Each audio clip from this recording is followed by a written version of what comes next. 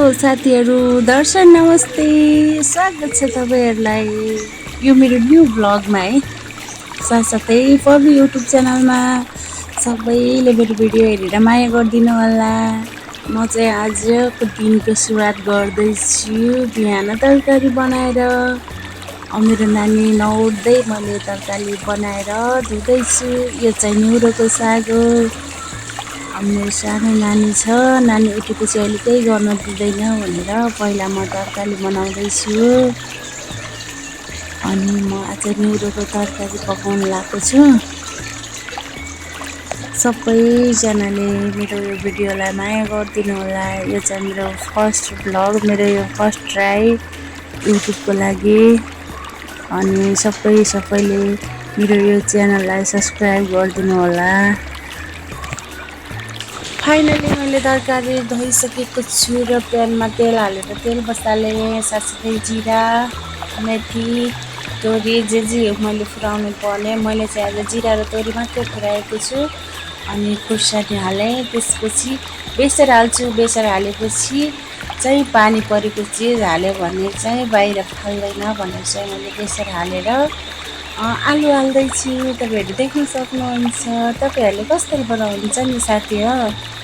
अनि कसरी बनाउनुहुन्छ कमेन्ट गर्नु होला। अनि साथसाथै मेरो पबी युट्युब च्यानललाई सबैजना साथीहरूले सब्स्क्राइब गरिदिनु होला।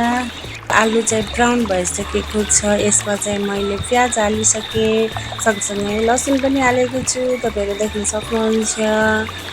अनि मैले आलु र न्युरो बनाउने रेसिपी यस्तै रहेको छ। हजुरहरू कसरी बनाउनुहुन्छ। साथै आलु पनि ब्राउन, प्याज र लसुन ब्राउन भइसकेपछि मैले न्युरो हालेको छु। न्युरो हालेर म एकछिन चाहिँ न्युरोलाई चलाउँछु, यानि कि मिक्स गर्छु।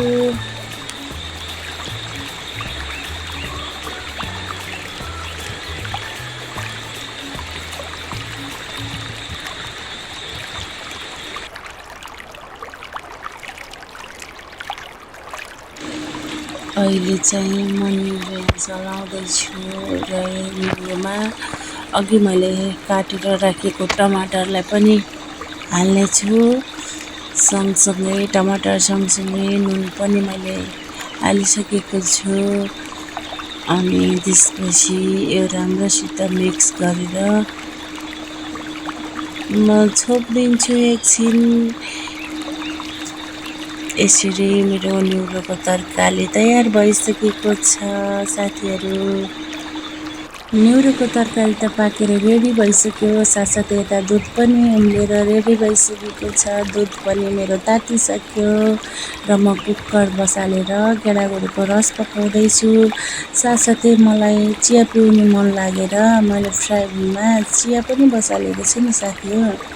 र मैले कुकरमा पानी हालेर यसलाई सिटी लगाउँदैछु र यसरी मेरो गेडागुडीको रस पनि तयार हुन्छ साथीहरू। साथसाथै तपाईँहरूले यो मेरो पबी युट्युब च्यानललाई धेरै माया गरिदिनु होला। लाइक, सेयर र सब्स्क्राइब गरिदिनु होला। साथसाथै मैले आफूलाई चिया हालेर म चिया पिउनतर्फ लागेँ साथी हो। अब चाहिँ म गएँ चिया पिउन। तपाईँहरू मेरो भिडियोलाई माया गरिदिनु होला, लाइक गरिदिनु होला भन्न चाहेँ। अनि मैले चाहिँ चिया पिएर भान्जाहरू र छोरीको लागि खाना पस्किँदैछु। खाना रेडी भइसकेको छ। आजलाई यति। बाई बाई साथीहरू।